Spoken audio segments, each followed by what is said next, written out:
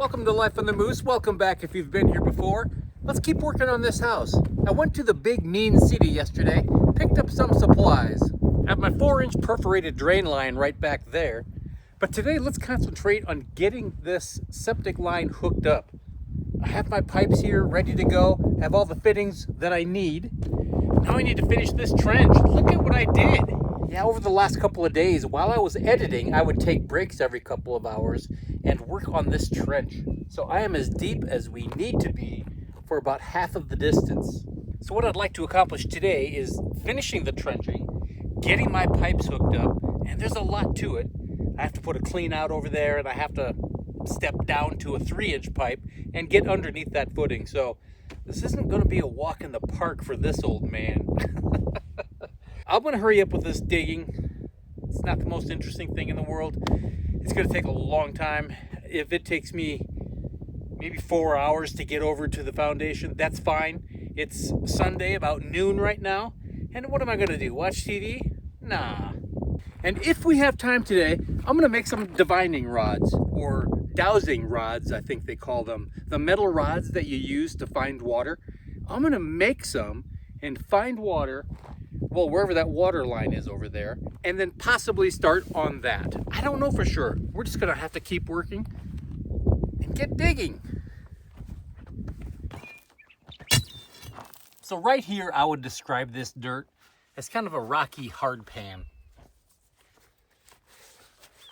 So I found the best way to tackle this is to take this huge crowbar and just break it up, let everything crumble into the trench, and then get into the trench and shovel it out. Because inevitably there's a rock so big that I can't even shovel it. Cross your fingers, so far I've been able to get all the rocks out of here. Now there's always a chance I could find a rock as big as a Volkswagen. Let's hope that doesn't happen.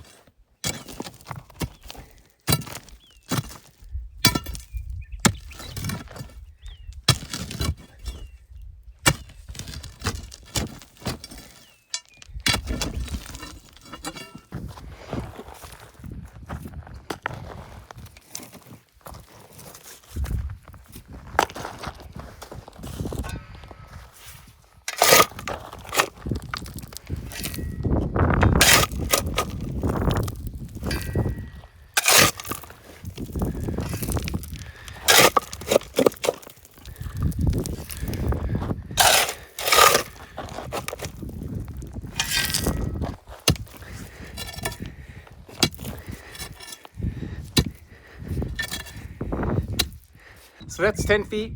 Then have another 10-footer right here at a 22.5-degree elbow down there. That'll take me about 6 feet away from the foundation. So I think it's within 5 feet of this foundation, which will be no issue.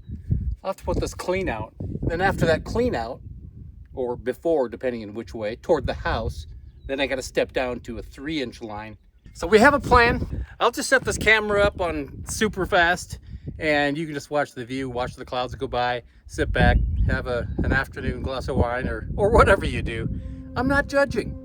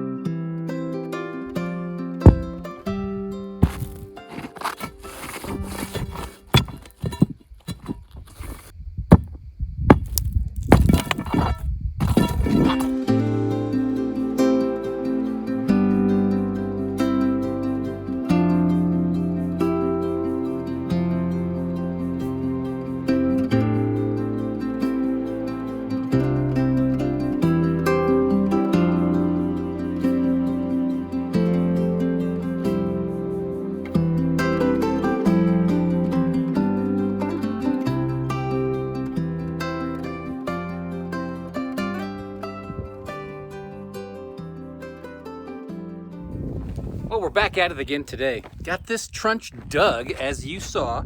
It was easy. It was a lot of fun. No, it wasn't. It was a pain in the butt. You saw I had to get the tractor out for that big rock over there. Yeah, I couldn't hardly move that. I could barely lift it up to get the chain under one end of it. So I have my termination hole dug. I'm ready to lay pipe. So I have to remember a couple things. One is kind of self-evident. You don't want to put this on any sharp rocks. Really best if you don't have this pipe sitting on any rocks. Some of these smaller rounded rocks might not make a big difference, but once you get a hard edge like a corner, then you really risk cracking that PVC, and you don't want to do that. So I was very mindful in the bottom of this trench to have primarily sand and gravel. Makes a nice soft bed. Speaking of the bottom of the trench, I mentioned to you that we have to have a minimum fall of 1/4 inch per foot. So that is 1 inch per 4 feet. So what does that look like on a level? Here, I'll show you. I have my 4-foot level sitting on the stem wall, and believe it or not, it's level. Okay, so that's good. I found this rock, which happens to lift this end up 1 inch.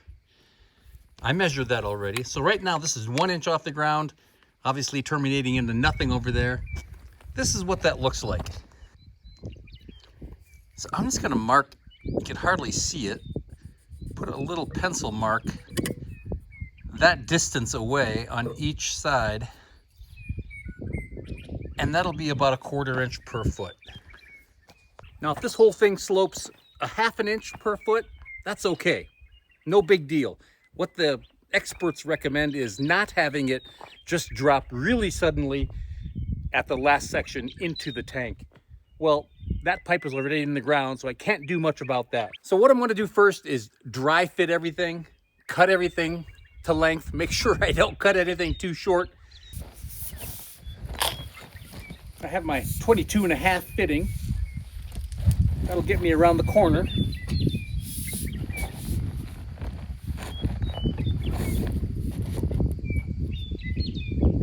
gonna set this one in place, and then I'll check it with a level.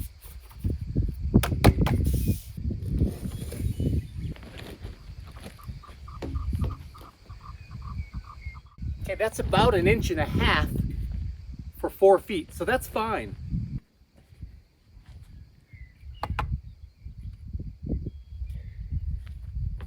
Okay, the trench itself is really good until you get to about right here. There's a little bit of a hump right under the wall area, so I gotta shovel just a little bit of that out.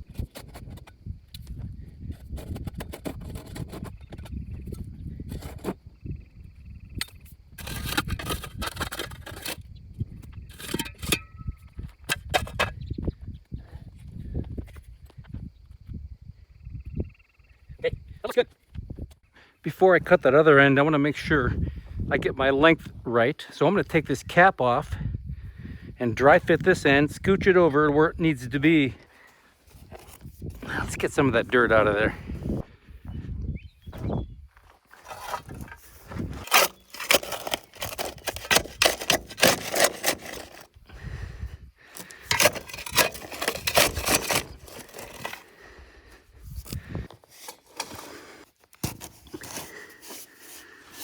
Sure looks like this pipe is more of an angle than 1/4 inch, but it is what it is.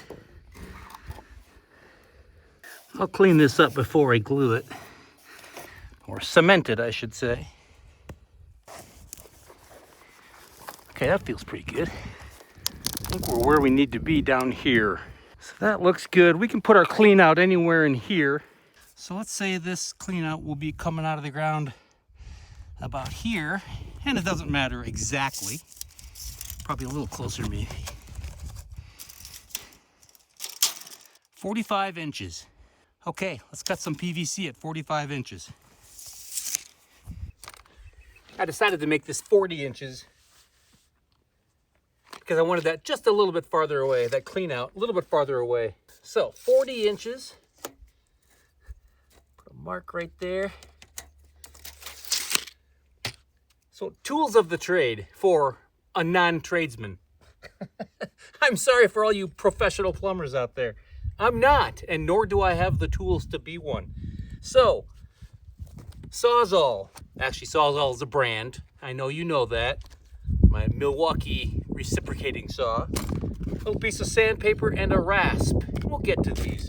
So, I'm gonna square this line up. And I know I don't have a hard edge. Obviously, it's a circle, but that will still catch. And it'll tell you where square is, because everything else just wants to fall off, but that's square right there. And just kind of eyeball this line all the way around.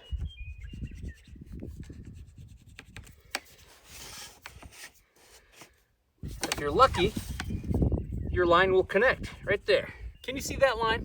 Here, let's do this, just because we can.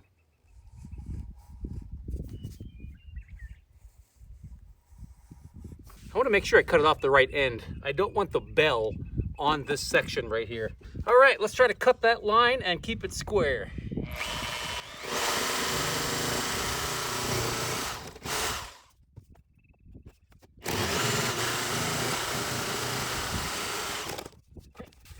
So this is the end we want. Do you see those little burrs, I call them? Little shavings, little splinters. I'm gonna get rid of those. A lot of times they just wipe right off. Speaking of wipe, I don't have a cloth with me. I should. I will go get one before I make my final cement. Here's where that sandpaper comes in. Just to really help make sure that's a smooth surface. Inside and out, because we don't want stuff getting caught on that little ledge or anything sticking out. So make sure that's nice and smooth. Okay, and I have one little piece sticking up here. I'm gonna take this rasp and just file that down.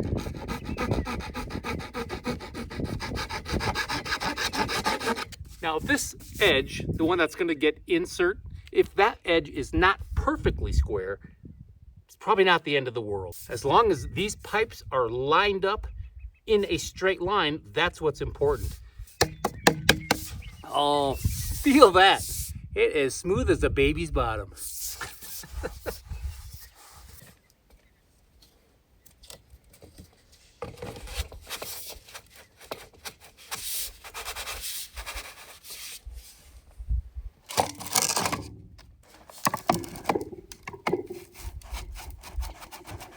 Okay, now for my clean out. I have a 45 right there, another 45 here. Sometimes you see these clean outs with a 90-degree sweep heading uphill. Well, apparently that's not allowed here.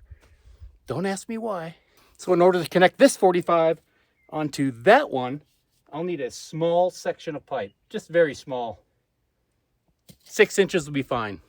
But before we cut this little 6-inch piece for my riser here, let's cut a segment over here that's underneath it so it's easier to get to. So this one will come down to a reducer to my 3-inch ABS. So that one I want to make about 8 inches to get it away from all this stuff.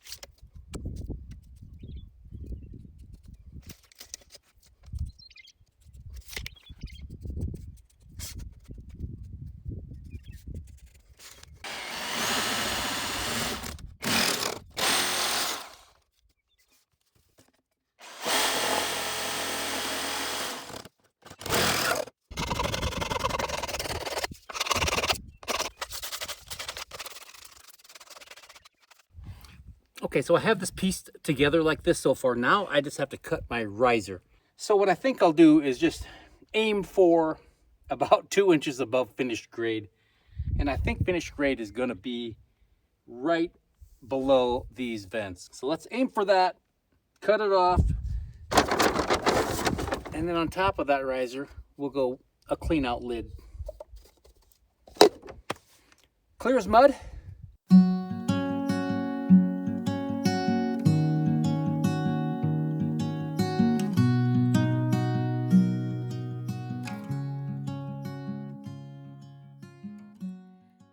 Okay, I have all of my PVC cut in place, ready to go.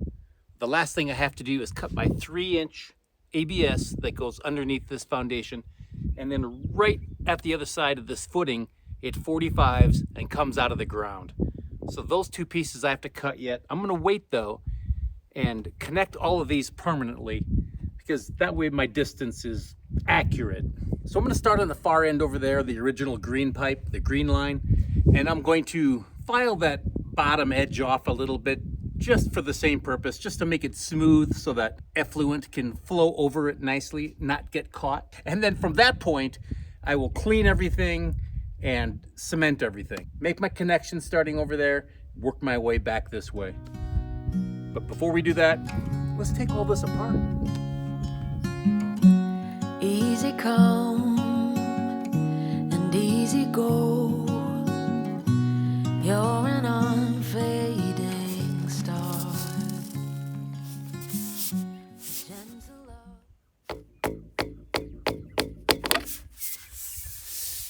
I'm gonna make sure I get everything out of this. And temporarily, I'm going to cap what will be the other end, so it doesn't fill up with dirt when I put it down.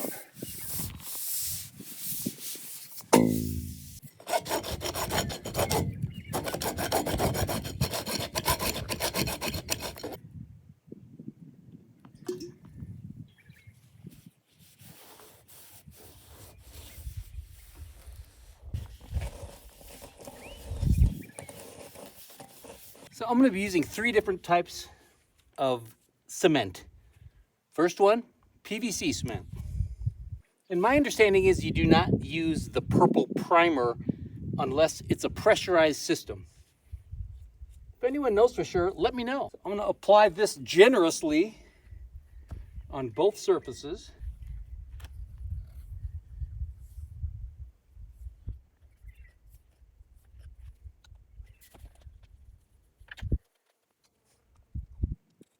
The trick I've always been taught is to put this on as far as you can and then twist it as you apply pressure.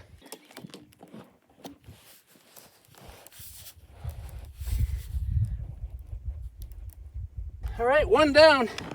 Okay, I'm gonna hook this end up first, even though this will go over there. This is a lot easier for me to point this in the right direction if I have a long tail behind me, versus trying to get the angle right like this, because there's so much room for error. I think it's smart if I just put this one on first. I'm gonna wipe this down just a little bit because everything is dusty here.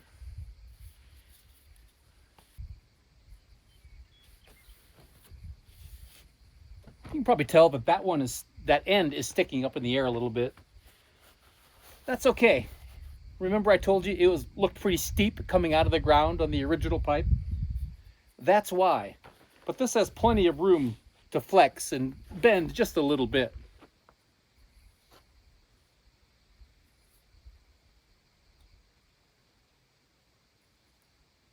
I don't really think you can put too much on.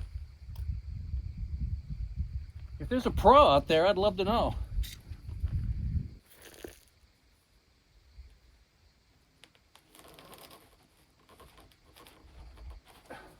Okay, that's tight.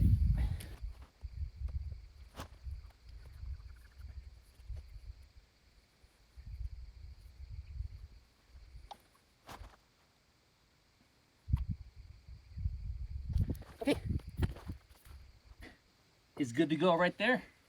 Another one in the books.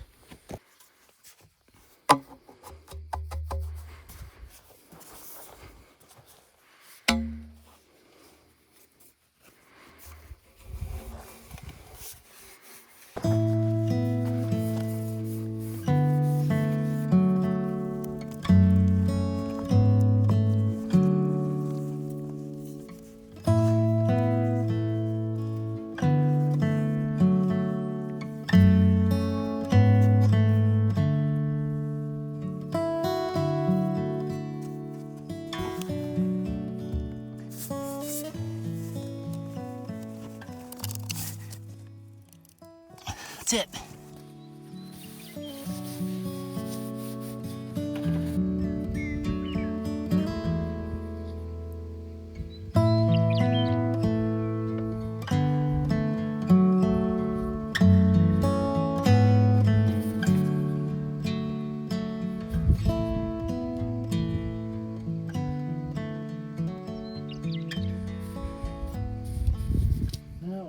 put this guy on here. I don't know if you saw, but I put a little rock underneath the pipe about 8 inches back, just to keep it off the ground so I can work with it.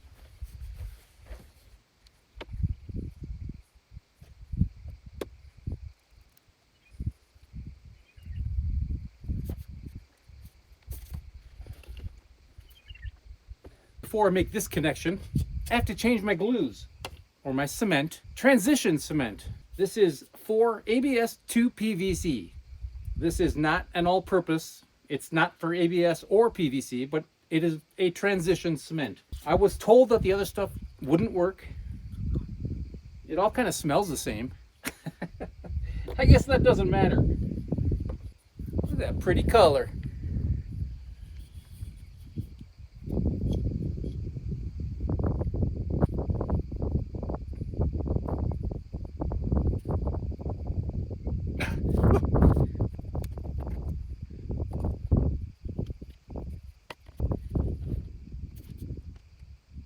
Okay.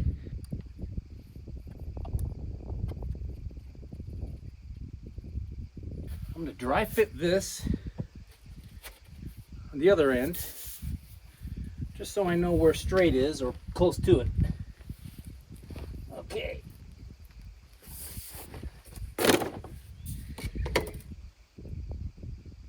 That is close enough. Just gonna set this on here. Good to go. I set my 45 about where it needs to go, and then I measured from there over to my ABS right here, and we're at 45.5 inches.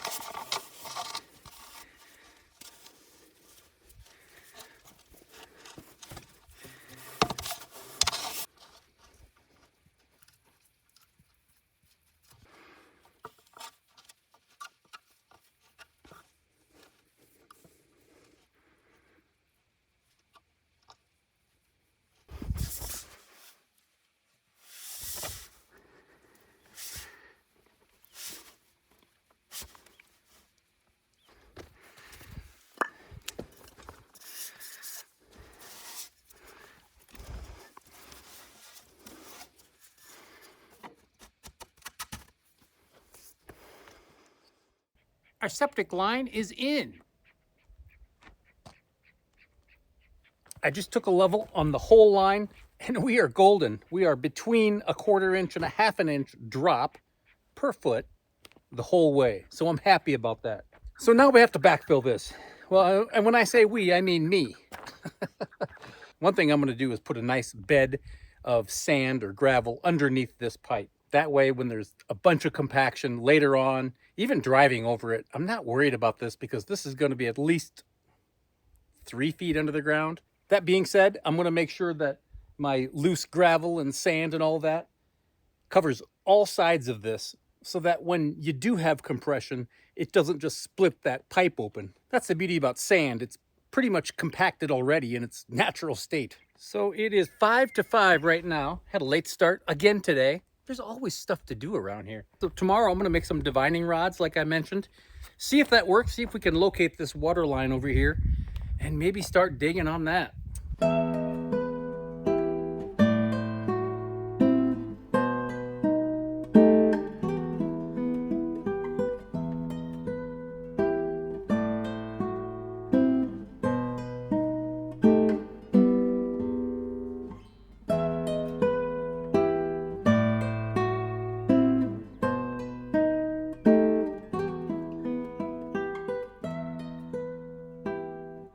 Okay, our trench is primarily backfilled. Oh, our dear friends are back there. Can you see them? Yes, I probably paid more attention to this than anyone has ever paid attention to their backfilling of a septic line in the history of septic lines.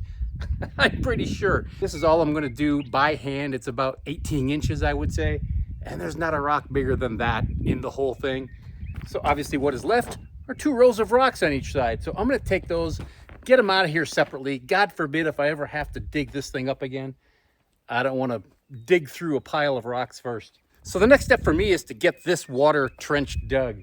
I'm not going to do this episode, or maybe not any episode. You've probably had enough trench digging for one lifetime. But what I would like to do is find out where this line is for sure. Now, admittedly, I found it last summer, and I marked that gravel over there where it was. And that has long since wore off. I don't know where it is. I could measure it again, but I've always wanted to try making my own divining rods. I've used them in the past. They work. Don't let anyone tell you it's witchcraft or BS. Absolutely, they work. So when I was a kid back in the farm in Iowa, I remember a guy coming out to do some well work or something, and he had a couple divining rods, and they were made out of steel. I would guess 1/8 inch diameter or something like that. I'm not sure what gauge it would be, but it had little plastic or actually metal sleeves on the handle part, but I don't think I'm gonna make those sleeves. What they would do is allow that wire to find its own path more naturally rather than being influenced by your hand, if that makes sense. Let's find some wire. My understanding is it can be made out of anything. In fact, oftentimes people use a branch with a little Y on it. They hold on to that Y, and as soon as the branch dips down, that's where your water is. So I found this leftover ground wire, I think it was. And it's copper, and I think it's, gosh, number 2 or number 4. Pretty big around. So I'm just gonna cut a couple of lengths. I don't think there's a specific size that it has to be, but I wanna say about that long, and then a handle just about that long. How are those for specifics? First thing I'm going to try to do is just straighten them out as much as possible. I don't know if that makes a big difference or not, but let's just try to make this wire straight. See, they're both fairly straight, so I'm just going to put a bend in them close to 90 degrees as possible. And let's duplicate that.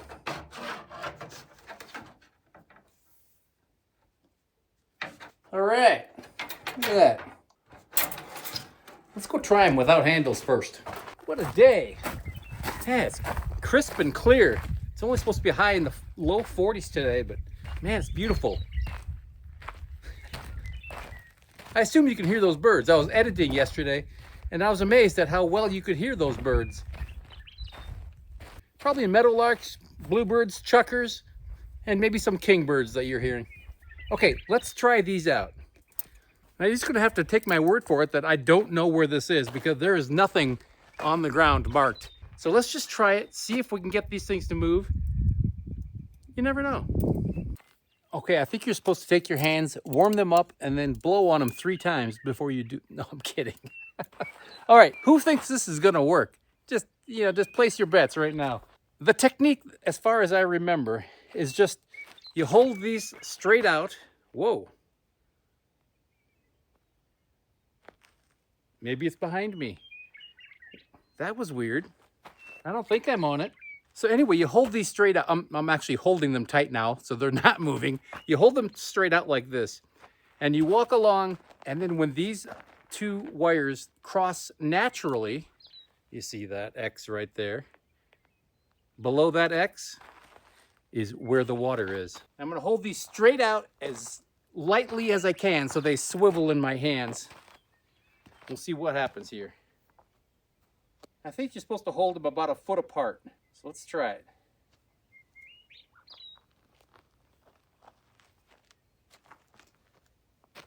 Okay, that was a definite. Did you see that? Something happened right here. I'm gonna put my glove here and ignore it. That was cool. Did you see that? All right, let's try it from this angle. Walking along. They definitely want to cross. Look at that. Look at that. They are crossing right over that glove again. Here, I'm gonna put you on my head. Maybe you can see this better. So let's start from this direction, holding them parallel. I'm just looking off into the horizon. I'm not trying to change anything when I approach this glove.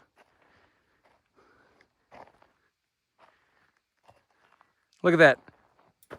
Look at that. I'm not kidding you.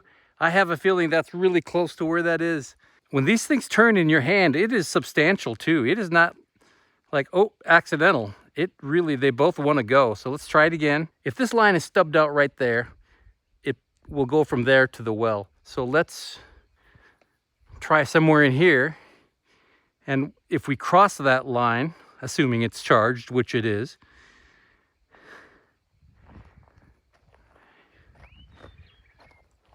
look at that.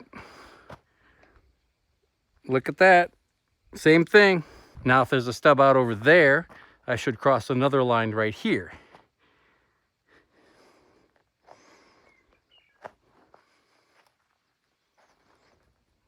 Oh, look at that. I think it's irrefutable.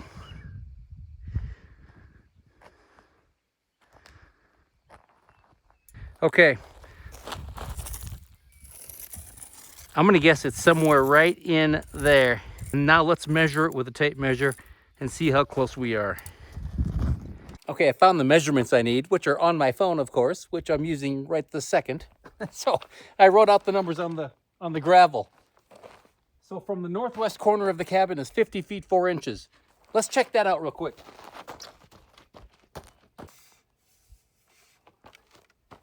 Okay. So this is about 3 feet away from this glove. That was where the X is at the glove. So I guess it could be that we didn't go far enough over here. We went that way, but we didn't go this way. So the dimension to the southeast corner is 49 feet 3 inches. Okay, that's about 6 feet away.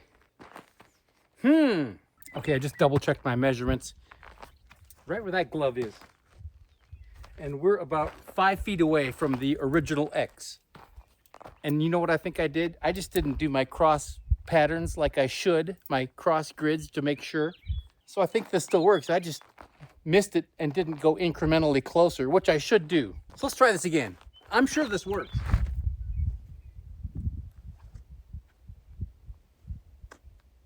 See that? It happened right there over the glove. So now I'm going to intentionally go 3 feet farther than the glove.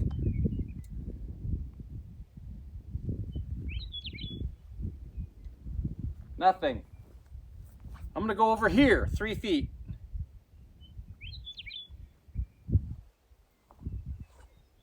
Nothing. So if I go over here 3 feet, I should get something because this water line should go that way. There you have it. It works. That was just operator error earlier, but it most definitely works. I think I'll auction these off. The verdict on those divining rods absolutely works. That was really silly of me not to go farther away and try to crisscross that line farther. I don't know why I didn't think of that, but that was completely operator error. It worked great. Well, I think that's it for this episode. I have this septic line in. That was really my goal. I'm happy about that. I'm going to do a little bit of tractor work. I mean, if you want to watch, you can watch. Otherwise, I'll catch you back here next week. Thanks for watching. I appreciate you. I don't care what anyone else says. I think you're okay.